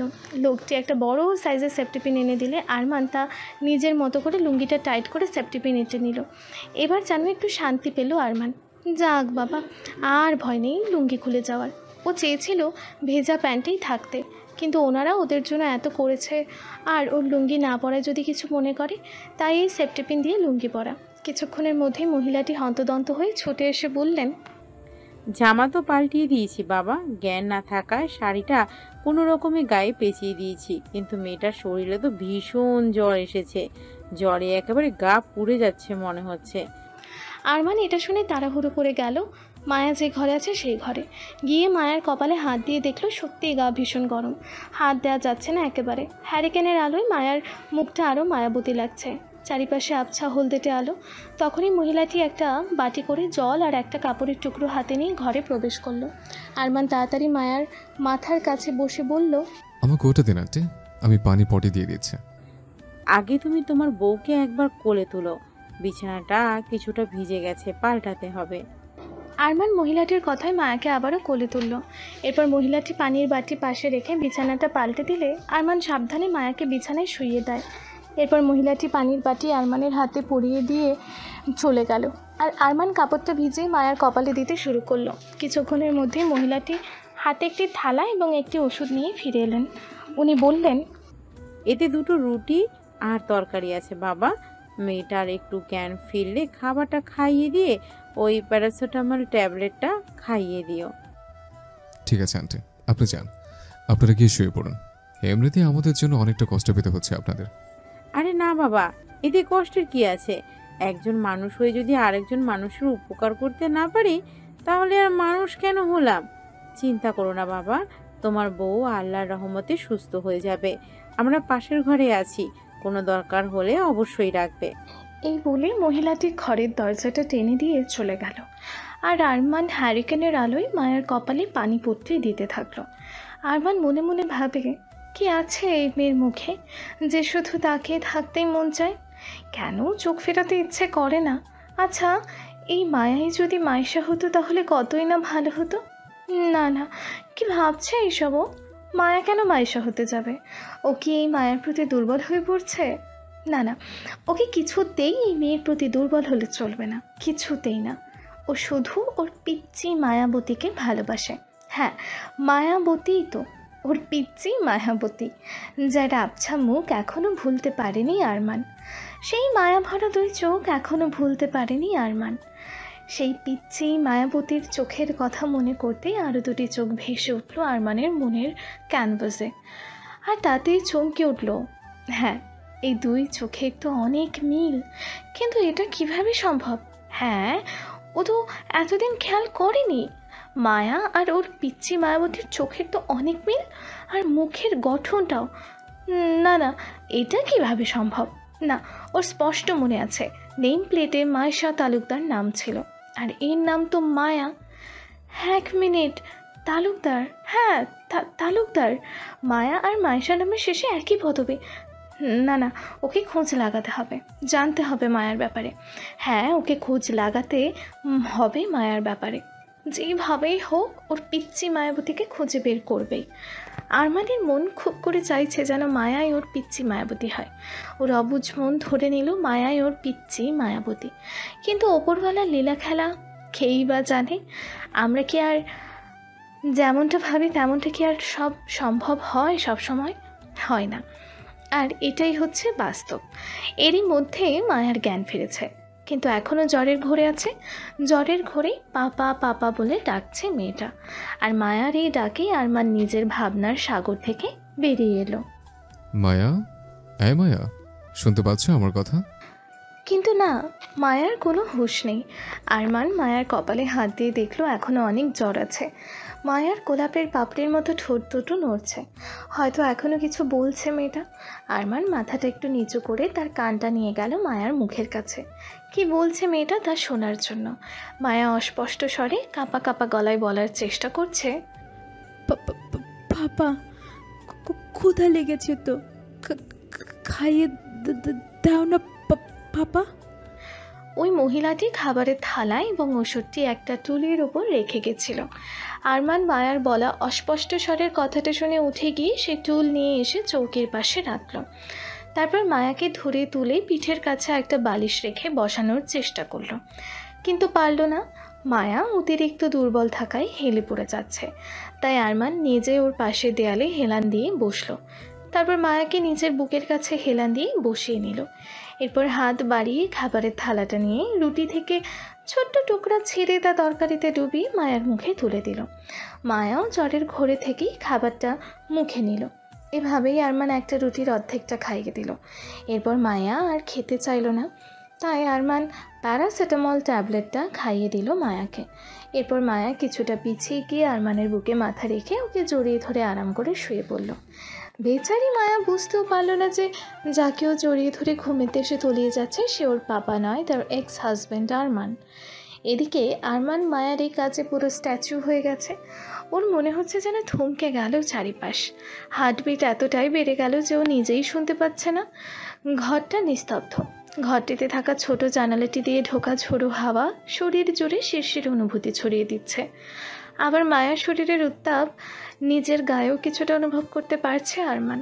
পুরো ঘর ডুবে আছে নরম সোনালি হ্যালিকেনের আলোয়। সেই আলোতে মায়ের মুখটা যেন আরও বেশি নির্মল কোমল মনে হচ্ছে। চোখে এক অপার মুগ্ধতা নিয়ে তাকিয়ে আছে আরমান মায়ার দিকে। মায়ার ভেজা চুলগুলো এলোমেলো হয়ে আরমানের বুকে ছড়িয়ে আছে। আরমানের হাত ধীরে ধীরে এগিয়ে যায় মায়ার চুলের দিকে। আলগোছে সে চুলগুলো গুছিয়ে দেয়, ঠিক যেন গাছতলার ভেজা ভোরের ফুল কুড়িয়ে নিচ্ছে খুব সাবধানে, যাতে একটাও ফুল নষ্ট না হয়। সকালবেলা মায়া নিজেকে একটা শক্তপোক্ত বাঁধনে আবিষ্কার করলো। মনে হচ্ছে ওর দম বন্ধ হয়ে আসছে, না, আর থাকতে পারলো না মায়া। চোখ খুলে ফেললো ও, আর নিজেকে কারোর বুকে আবিষ্কার করলো। অনেক কষ্টে নড়ে চড়ে মুখ তুলে ঘুম ঘুম চোখে তাকালো কার বুকে আছে দেখার জন্য। আর তাকাতেই আরমানের মুখ দেখতে পেল ও। মায়ার তখনও ঘুম ছাড়েনি, তখনও ঘুমের ঘোরে আছে ও। আরমানের মুখটা ভীষণ স্নিগ্ধ দেখাচ্ছে। মায়া ওর হাতটা বাড়িয়ে আরমানের খোঁচা খোঁচা চাপ দাড়িতে বুলিয়ে দিল, কিন্তু নিজেও জানে না ও কী করছে। এদিকে মায়ার নড়াচড়া আর তার গালে কড়া স্পর্শে ঘুম ভেঙে গেল আরমানের। চোখ মেলে তাকালো, আর চোখ মেলে তাকাতেই মায়ার ফোলা ফোলা মুখে দৃষ্টি আটকে গেল ওর। গালগুলো ফুলে আছে, সাথে চোখগুলো। ভীষণ মায়াবী লাগছে মায়াকে দেখতে। কালকে রাতেও মায়ার মুখের দিকে তাকিয়ে থাকতে থাকতে কখন যে ঘুমিয়ে পড়েছিল তার খেয়ালই নেই। এদিকে আরমানকে চোখ মেলে তাকাতে দেখে মায়া যেন নিজের হুঁশ ফিরে পেল। এক ঝটকায় নিজেকে আরমানের হাতের বন্ধন থেকে মুক্ত করল। ছিটকে দূরে সরে বসল, তারপর অবাক গলায় বলল, এ কি আপনি? আর এভাবে আমরা দুজন আবার কিছু করেছেন আমার সাথে, তাই তো? মায়া কিছুটা জোর গলাতেই কথাটা বলল, তাই আরমান তাড়াতাড়ি ওর কাছে গিয়ে এক হাতে ওর মুখ আর এক হাত দিয়ে ওর দুটো হাতে চেপে ধরল। তারপর চাপা অথচ গম্ভীর গলায় বলল, আরমান কথাটা মায়ার চোখের দিকে তাকিয়ে বলে চোখ বন্ধ করে নিল। আর এদিকে আরমানের বলা কথাটা শুনে মায়া নিজের দিকে তাকালো, আর তাকাতে চমকে উঠল ও। এরপর মুখ দিয়ে জোরে জোরে শব্দ এবং হাত নাড়াচাড়া করতে লাগলো। মায়ার চমকানোর কারণ, পেটিকোটে শাড়ি গোজা থাকলেও ওর বুকে শাড়ির আঁচল নেই, শুধু ব্লাউজ পরা। তাই মায়া নিজের গায়ের শক্তি দিয়ে নিজেকে ছাড়ানোর চেষ্টা করলো। কিন্তু মায়া একটা মেয়ে হয়ে কি আর একটা জিম করা স্বাস্থ্যবান পুরুষের সাথে পারে? আর এদিকে বোকা আরমান মায়াকে শাড়ি ঠিক করতে বললেও নিজেই ওর হাত চেপে ধরে আছে। মায়া মুখ দিয়ে জোরে জোরে শব্দ করায় আরমান নিজের চোখ খুলে মায়ার চোখের দিকে তাকালো, তারপর বলল, কি হয়েছে? মায়া চোখের ইশারা দিয়ে বোঝানোর চেষ্টা করছে তার হাত ছাড়ার জন্য। আরমান তা বুঝতে পেরে বলল, ও সরি। এই বলে ও মায়ার হাত ছেড়ে দিল। আর মায়া নিজের হাত ছাড়া পেতে শাড়ির আঁচলটা তাড়াহুড়ো করে নিজের বুকে জড়িয়ে নিল। তারপর নিজের হাত দিয়ে আরমানের হাত ছাড়ানোর চেষ্টা করতে লাগলো। আরমান এটা দেখে আবারও মায়ার দুই হাত নিজের এক হাত দিয়ে চেপে ধরল। মায়া তখনও মুখ দিয়ে শব্দ করছে। আরমান কিছুটা নরম গলায় বলল, প্লিজ মায়া, আমার কথার একটু বোঝার চেষ্টা করো। আমি তোমার মুখ থেকে হাত সরাচ্ছি, কিন্তু প্লিজ চিল্লাবে না। দেখো, আমরা অন্যের বাড়িতে আছি। দেখো, চারিদিকে তাকিয়ে দেখো। মায়া তাকিয়ে দেখল, হ্যাঁ সত্যি সে এক অচেনা জায়গায় আছে, ছোট একটা মাটির ঘর। মায়া ভীষণ অবাক হলো, একেবারে শান্ত হয়ে গেল। আরমান মায়াকে শান্ত হতে দেখে ধীরে ধীরে ওর হাত এবং মুখ ছেড়ে দিল। মায়া অবাক হয়ে তাকিয়ে আছে। ও অবাক গলাতেই বলল, আমরা এখানে কিভাবে এলাম? কাল রাতে তো গাড়িতে ছিলাম, আর প্রচণ্ড ঝড় বৃষ্টি হচ্ছিল। হ্যাঁ, কাল খুব জোরে বজ্রপাত হওয়ায় তুমি ভয় পেয়ে অজ্ঞান হয়ে গেছিলে। এদিকে গাড়িটাও খারাপ হয়ে গেছিল, স্টার্ট নিচ্ছিল না। গাড়িতে থাকাটা রিস্কি হয়ে যেত। এই বাড়িটা আমাদের গাড়ি থেকে কিছুটা দূরেই ছিল, তাই আমি তোমায় নিয়ে এই বাড়িতে এসেছিলাম। আর এই বাড়ির মানুষ দুজন ভাবছে তুমি আর আমি স্বামী স্ত্রী, তাই এই এক ঘরে থাকতে দিয়েছে। আর আমি তোমার সাথে কিছু করিনি মিস, কিছু করলে তুমি ভালোই বুঝতে পারতে। অতটাও খারাপ মানুষ আমি না আছে কারো দুর্বলতার সুযোগ নেব। এই বাড়িতে যে মহিলা থাকে তিনি তোমার ড্রেস চেঞ্জ করেছিল। আর কাল রাতে তোমার খুব জ্বর এসেছিল, বসে বসে সেবা করছে আমি তোমার। কখন চোখ লেগে গেছে বুঝতে পারিনি, আর তুমি নিজেই তোমার পাপা ভেবে আমাকে জড়িয়ে ধরে ঘুমাচ্ছিলে। বসে বসে সেবা করেছি কথাটা আরমান তুলে থাকা পানির বাটি এবং কাপড়টা দেখিয়ে বলল। মায়া সেটা দেখলো এবং কাল রাতে আরমানের খাইয়ে দেওয়ার আবছা কিছু দৃশ্য মনে পড়ল ওর। আর তাতেই নিজের করা কাণ্ডের কথা ভেবে লজ্জা পেল। মায়া লজ্জায় মাথা নামিয়ে নিল। ঠিক তখনই দরজায় নক হওয়ার শব্দ হলো। বাইরে থেকে মহিলাটি বলছে, বাবা উঠেছো তোমরা? একজন নিতে এসেছে তোমাদের। হ্যাঁ আন্টি, উঠেছি, আসছি আমরা। ঠিক আছে বাবা। এই বলে উনি চলে গেলেন। আরমান মায়ের উদ্দেশ্যে বলল, শোনো মায়া, ওরা কিন্তু জানে আমরা হাজব্যান্ড ওয়াইফ, এটা মনে রাখবে। যদি আমি ওদের বলিনি, ওরা নিজেরাই ভেবে নিয়েছে। আমি আর ওদের ভুল ভাঙাইনি, তো ওদের সামনে আমাকে স্যার বলবে না, ঠিক আছে? মায়া মাথা নাড়িয়ে সম্মতি দিল। তারপর বলল, কিন্তু উনি যে বললেন কেউ একজন এসেছে আমাদের নিতে। আরমান চৌকি থেকে উঠতে উঠতে বলল, হ্যাঁ, আবির এসছে আমাদের নিতে। কাল রাতে আমি ওকে মেসেজ করে দিয়েছিলাম। নেটওয়ার্ক ছিল না, তাই কল যাচ্ছিল না। মেসেজ দিয়ে রেখেছিলাম যাতে নেটওয়ার্ক এলে চলে যায়। আর হ্যাঁ, নিজেকে ঠিকমতো গুছিয়ে নিয়ে বেরিয়ে আসো, বাইরে লোক আছে। কথাটা বলেই আরমান দরজা খুলে বেরিয়ে আবারও দরজাটা বাইরে থেকে টেনে দিল। আর এদিকে মায়া হাঁ করে অবাক হয়ে তাকিয়ে থাকলো আরমানের যাওয়ার দিকে। ও এতক্ষণ খেয়াল করেনি যে আরমান লুঙ্গি পরেছিল। আরমানকে লুঙ্গি ধরে কোনো রকমে হেঁটে যেতে দেখে মায়া খেয়াল করলো। এটা দেখে মায়া প্রথমে ফিক করে হেসে ফেললো, তারপর কিছুক্ষণ মন খুলেই হাসলো।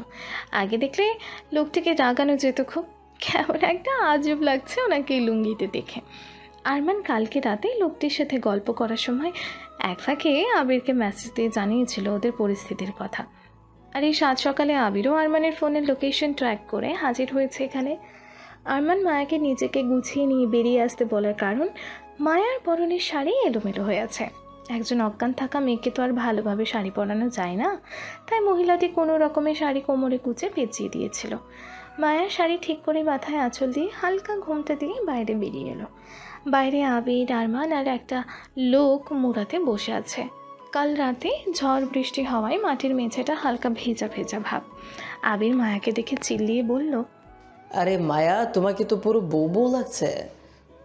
আরমান আবিরের এই কথা শুনে রকের দাঁত কিরমির করে বলল, হ্যাঁ, আমার বউ কি বউ বউ লাগবে না তো কি লাগবে? বিয়ে করা বউ আমার। আবির অবাক হয়ে বলল, আরে তোদের তো বিয়ে হয়নি। আর বলতে পারলো না আবির। আরমানের চোখের দিকে তাকিয়েই থেমে গেল ও। চোখ বড় বড় ও লাল করে তাকিয়ে আছে আরমান, যেন চোখ দিয়ে আগুন ঝরছে। তখনই আবিরের ফোনে মেসেজ এলো। আবিরের ফোন ওর হাতেই ছিল। তাকে দেখলো আরমানের মেসেজ। ও মুখ তুলে আরমানকে কিছু বলতে যাবে, তার আগেই আবারও আরমানের চোখ রাঙানিতে থেমে গেল। তারপর চুপসে যাওয়া মুখ নিয়ে মেসেজ ওপেন করলো, দেখলো তাতে লেখা, এই বাড়ির মানুষ দুটো জানে আমি আর মায়া হাজব্যান্ড ওয়াইফ। এটা ভেবে ওরা আমাদের এখানে থাকতে দিয়েছিল, তাই ভালোভাবে নিজের মুখটা বন্ধ রাখ। তখনই এই বাড়ির মহিলাটি ওদের জন্য চা নিয়ে এসেছিল। আবিরের বলা কথা ওনার কানেও গেছে, তাই উনি অবাক হয়ে বললেন, কি বলছো বাবা, ওরা স্বামী স্ত্রী? আবির ওনাকে পুরো কথাটা শেষ করতে না দিয়ে বলল, আরে আরে আন্টি, আমি তো মজা করছিলাম আমার বন্ধুর সাথে। আর আপনি সত্যিই ভেবে বসে আছেন? আসলে ওদেরই কিছুদিন হলো বিয়ে হয়েছে। আমি তো বলছিলাম, আরে তোদের তো বিয়ে হয়ে একদিনের জন্য ছোট্ট করে হানিমুনও হয়ে গেল, সাথে দারুণ একটা ঝড় বৃষ্টির ভয়ঙ্কর অ্যাডভেঞ্চার। আরমান আবিরের এই কথায় ভীষণ বিরক্ত হলো। এই ছেলেটা সব সময় একটু বেশি বেশি করে। আর এদিকে তো আবিরের কথায় মায়া লজ্জা পেল ভীষণ। সব কিছু জেনে শুনেও কী সব বলছে ওর আবির ভাইয়া। মহিলাটি মুচকি হেসে বললেন, ও তাই বলো। আচ্ছা বাবা, অনেক হয়েছে মজা করা, এবার নাও চাটা খেয়ে নাও, ঠান্ডা হয়ে যাবে না হলে। আর তুমি দাঁড়িয়ে আছো কেন মা, এখানে এসে বসো। তোমার তো কাল রাতে ভীষণ জ্বর এসেছিল, এখন কমেছে? উনি সবাইকে চা দিয়ে এগিয়ে গেল মায়ের দিকে। তারপর মায়ের কপালে হাত রেখে দেখলো এখনো জ্বর আছে কিনা। যাক বাবা, জ্বরটা আর নেই। আবির অবাক হয়ে বলল, সে কি মায়া, তোমার জ্বর এসেছিল? আরমান দাঁতে দাঁত চিপিয়ে আবিরকে উত্তর দিল, হ্যাঁ, ওর জ্বর এসেছিল। তাড়াতাড়ি চল, ওকে ডক্টর কাছে নিয়ে যেতে হবে। আরে তোমরা এখনই চলে যাবে? বসো, একটু খাওয়া দাওয়া করে যাবে। আরমান মুচকি হেসে বলল, না আঙ্কেল, আর থাকলে হবে না, অফিস আছে আমার, অফিস যেতে হবে। আবার ওকে নিয়ে ডক্টরের কাছে যেতে হবে। কথাগুলো বলেই আরমান চা খাওয়া শেষ করে উঠে দাঁড়ালো। আবির আরমানকে উঠে দাঁড়াতে দেখে নিজেও তাড়াতাড়ি চা শেষ করে উঠে দাঁড়ালো। আরমান মায়াকে উদ্দেশ্য করে বলল, এসো মায়া, আমাদের দেরি হয়ে যাচ্ছে, বাড়িতে সবাই চিন্তা করবে। তোমার জামাগুলো তো এখনো ভিজে আছে মা। আর বাবা, তুমি তোমার ভেজা কাপড়গুলোই পরে নিয়েছো। ও কোনো ব্যাপার না আন্টি, আমার আসলে ওইসব পরার অভ্যাস নেই তো, তাই। আচ্ছা বাবা, ঠিক আছে। আর একটু দাঁড়াও, আমি তোমার বউয়ের জামাগুলো একটা প্যাকেটে ভরে দিই। বলেই মহিলাটি চলে গেল। আর এইদিকে আরমান যখন লুঙ্গি পরা অবস্থায় বেরিয়েছিল তখন আবির তো পুরাই হাঁ হয়ে দেখছিল, যেন মনে হচ্ছিল সামনে কোনো এলিয়েন দেখছে। তারপর হু হা করে অনেকক্ষণ হেসেছিল। তাই আরমান ওই লুঙ্গি গেঞ্জি পাল্টে নিজের ভেজা জামা প্যান্টই পরে নিয়েছিল। কিছুক্ষণের মধ্যে মহিলাটি একটা প্যাকেটে করে মায়ার জামা কাপড় ভরে নিয়ে এসে মায়ার হাতে দিল। তারপর মায়ার মাথায় হাত বুলিয়ে দিয়ে বলল, আবার আসবে হ্যাঁ মা, আর নিজের খেয়াল রাখবে। জানো তুমি না একদম আমার মেয়ের বয়সী। আমার মেয়েটা থাকলে হয়তো এতদিনে তোমার মতোই হতো। বলতে বলতে মহিলাটির চোখ দিয়ে পানি বেরিয়ে পড়ল। লোকটি বলল, তুমিও না কি বলো আমাদের মতো গরিবদের ঘরে আবার তাদের আসতে বলছো? আরে আঙ্কেল কি বলছেন এসব আপনি? আপনারা যদি না থাকতেন তাহলে কাল আমাদের কি হতো ভাবুন তো। আপনি চিন্তা করবেন না আন্টি, আমরা আবার আসবো। হ্যাঁ আন্টি, আমরা আবার আসবো। আর আপনারা আমাদের জন্য যা করেছেন তা কোনোদিনও ভুলব না। ধন্যবাদ দিয়ে ছোট করবো না আপনাদের। তবে আমি ছেলে হিসেবে কিছু দিলে সেটা নিতে হবে। আর আজকেই নেওয়ার কথা বলছি না, আবার আসবে একদিন। আর সেদিন আমি যেটা দেব সেটা নিতে হবে। ফেরাতে পারবেন না কিন্তু আপনার এই ছেলেকে। এরপর ওরা আরও কিছু কথা বলে ওদের থেকে বিদায় নিয়ে বেরিয়ে এলো। রাস্তায় যেখানে আরমানের গাড়িটা ছিল সেখানে গিয়ে দেখলো গাড়ির ওপরে একটি গাছ ভেঙে পড়ে আছে। গাড়িটারও অনেক ক্ষতি হয়েছে। আরমান যেটার ভয় পেয়েছিল সেটাই হয়েছে। ভাগ্যিস ও মায়াকে কোলে নিয়ে বেরিয়ে গিয়েছিল। 2 দিন পর মায়া অফিস যাওয়ার জন্য পুরো রেডি। ও আলমারি খুলে সেই লকারটা খুললো ডায়েরিটা বের করার জন্য। ও ভেবেছে আজ এই ডায়েরি থেকে কিছু ডিজাইন নেবে। এই ডায়েরিতে আঁকা ও ডিজাইন কখনো কোথাও ব্যবহার করেনি। তাই মায়া লকারটা খুললো ডায়েরিটা বের করার জন্য। তখনই নজর গেল ওখানে থাকা সে কাঠের বাক্সটায়। মায়া কী যেন ভেবে ওইটা হাতে নিয়ে বাক্সটা খুলল। আর খুলতে দেখতে পেল একটা কিছু ভেঙে যাওয়া ঘড়ি। সেটা হাতে নিয়ে দেখলো। তারপর ওটা আবারও রেখে দিয়ে দেখলো আরও কি একটা যেন আছে। সেটা হাতে তুলতেই কে যেন ঝড়ের গতিতে এসে ওর হাত থেকে ছো মেরে কেড়ে নিল। আরমান মায়ার ঘরেই আসছিল কাজের ব্যাপারে কিছু কথা বলার জন্য। মায়ার ঘরের দরজা খোলাই ছিল। বাইরে থেকে ভেতরের দৃশ্য চোখে যেতেই দেখলো মায়া কাঠের বাক্স খোলার দৃশ্য, আর ওর হাতে থাকা চেন না ঘড়িটা। আর তারপরেই মায়া বের করলো সেই খুব করে চেনা ওর পিচ্চি মায়াবতীর জামার নেম প্লেট, যেটা আজও ভুলতে পারেনি ও। মায়ার হাত থেকে জিনিসটাকে ঝড়ের গতিতে এসে ছিনিয়ে নিল। সেটাও দেখার সুযোগ মায়া পেল না। সাথে সাথে সামনের মানুষটা শক্ত করে জড়িয়ে ধরল ওকে। আর মায়া যেন পুরো থমকে গেল। কি হচ্ছে ওর সাথে ও নিজেও বুঝতে পারছে না। আরমান মায়াকে নিজের বুকে শক্ত করে জড়িয়ে ধরে উৎফুল্লতা নিয়ে বলল, thanks Maya, thank you so much. হাজার ধন্যবাদ দিলেও কম হয়ে যাবে তোমায়। তুমি নিজেও জানো না যে তুমি আমায় কি পাইয়ে দিয়েছো। অনেক অনেক থ্যাঙ্কস। মায়া অবাক হয়ে বোকার মতো বলল, কিন্তু আমি করেছিটা কি? আর আপনি প্লিজ আমায় ছাড়ুন, কেউ দেখলে খারাপ ভাববে। আর এমনিতেই আপনি এত শক্ত করে ধরেছেন যে আমার দম বন্ধ হয়ে আসতেছে। আরমান মায়াকে তাড়াতাড়ি ছেড়ে দিয়ে কণ্ঠে উৎফুল্লতা নিয়েই বলল, ও সরি। আর তুমি যা করেছো তা হাজার ধন্যবাদ দিলেও কম হয়ে যাবে। আমার জানটাকে ফিরিয়ে দিয়েছো তুমি। মায়া এবার বিরক্ত হয়ে বলল, আরে ভাই কি করেছি সেটা তো বলেন। আরমান ওর হাতে থাকা নেম প্লেটটা দেখে বলল, এই যে এটার মধ্যে আমার জানটা লুকিয়ে আছে, তুমি বুঝবে না। মায়া জিনিসটা কি সেটা হাতে নিয়ে দেখার জন্য হাত বাড়ালো, কিন্তু তার আগে আরমান নিজের হাতের মুঠোয় ভরে নিয়ে হাত সরিয়ে দিল। মায়া বিরক্ত হয়ে বলল, আরে জিনিসটা কি সেটা তো দেখতে দিন। আরমান মুখে হাসি নিয়ে বলল, না একদম না, এটা কারোর হাতে দেওয়া যাবে না। বললাম না এটার মধ্যে আমার জান লুকিয়ে আছে, আর হারাতে চাই না আমি এটাকে। আচ্ছা আমি যাই, পরে কথা হবে। আর হ্যাঁ, এটা খুঁজে দেওয়ার জন্য তুমি যা চাও তোমাকে তাই দেব। এখন আছি, ওকে খুঁজে বের করতে হবে আমায়। বলেই আরমান ওই বাক্সটা মায়ের হাত থেকে নিয়ে নেম প্লেটটা নিয়ে বেরিয়ে গেল রুম থেকে। আর এই পুরো বিষয়টা মায়ের মাথার উপর দিয়ে গেল। কী থেকে কী হলো কিছুই বুঝলো না ও। হ্যাঁ, ওই নেম প্লেটটি ভীষণ চেনা চেনা লাগলো ওর কাছে, তাই হাতে নিয়ে দেখতে চেয়েছিল, কিন্তু তার আগেই আরমান চলে গেল। আরমানের এমন অদ্ভুত বিহেভ করায় ভীষণ অবাক হলো মায়া।